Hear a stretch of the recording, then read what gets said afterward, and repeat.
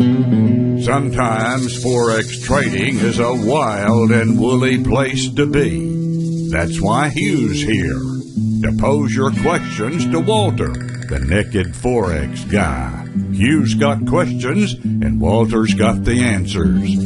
Here at the Truth About FX podcast. Hey, Walter, this is a common question that we get. I signed up, or a student will say, I signed up for a trading education service, course, whatever. They had a good reputation. They did their homework on the service, but they didn't make any money. What could have gone wrong? Yeah, this is going to sound kind of funny, and it's true. I mean, there are some scams out there. I think the heyday, the sort of old Wild West days in Forex are kind of gone. They're behind us when we had all these fake trading robots. I mean, you remember all those, right? Yeah.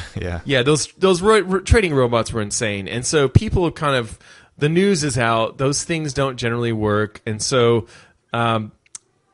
here's the deal.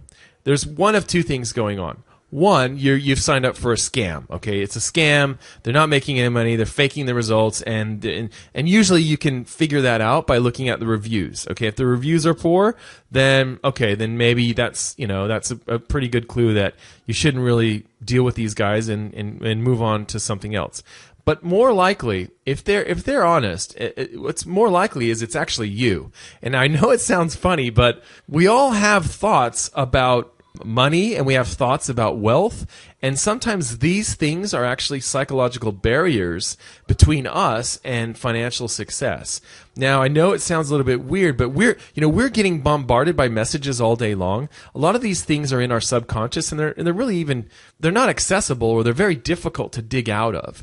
This is what I would suggest you do. If you're having trouble and other people seem to be making money, or it seems like it's a legitimate service, I would definitely look into trying to discover what some of your blocks are, because we all have thoughts about wealth, thoughts about money, and these things are going to shape how much money we make, for the rest of our lives. So you can either let them determine what your life's going to be like, or you can change them, and you can overwrite these thoughts that and these ideas that aren't necessarily conducive to building wealth with better ones. And that's what I would suggest that you do. But if beyond that, the other thing that's interesting about this idea, this question, which is a good one, is it really necessary for you to follow someone else to learn how to trade?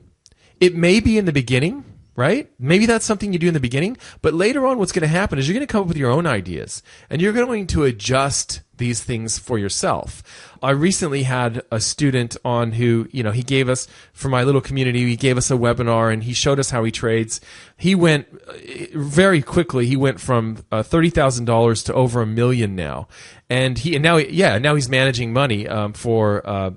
They call them super funds in the Australian, but it's like a retirement fund, right? So he's managing money there, and so the biggest deal for him was getting over these blocks and overcoming these blocks that hold us back. And that's really what it's all about. So my question to you is, how are you going to trade? Is it that you're going to just follow somebody else? Because my student didn't do that. He didn't just follow what I said. He took what he learned from me, and he actually applied his own methods, and he tweaked it, and he changed it. And he was kind of sheepish about it, and was almost like apologetic. I'm sorry that I changed your system. But that's the common denominator. For the most successful traders I know, they all do that. They take it and they sort of tweak it. So I would suggest that it might be worth it to, one, look at your own deep-seated thoughts about wealthy people and money, and how that and there are many different ways that you can get at your subconscious. It's not easy, but it is possible. And the other thing I would say is, think about how you want to trade. What are your beliefs about the market? What do you think about how the market moves?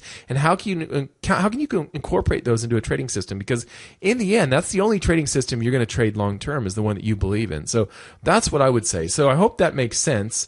And I'd be interested in getting your take on this. Yeah, totally. I totally agree. I think the first thing, it really is the mindset thing, and it's not sexy and something that traders maybe don't want to take a course on initially, but it's something that I'm definitely working through right now, and that is usually the biggest block.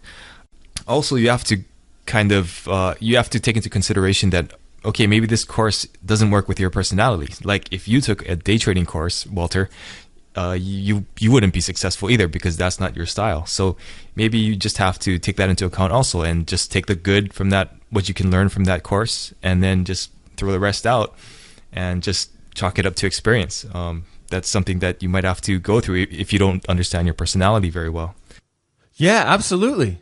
Yeah, it's all about defining you, right? So you're at the point, Hugh, where you've defined who you are as a trader, and that's the important thing. Like, it's okay in the beginning to taste test and go through the buffet and try a little bit of this and a little bit of that, and in the end, you'll find out who you are, and you'll settle in on what your strategy is, what your beliefs are. That's important, but it's not as critical for you to do and follow to the letter what someone else does. In fact, in the end, you're going to be much more successful if you allow yourself that freedom to break out and adjust and change it so that it fits what you believe in. Yeah, so that's great advice, Hugh. All right. Thanks, Walter. See you next time. See ya.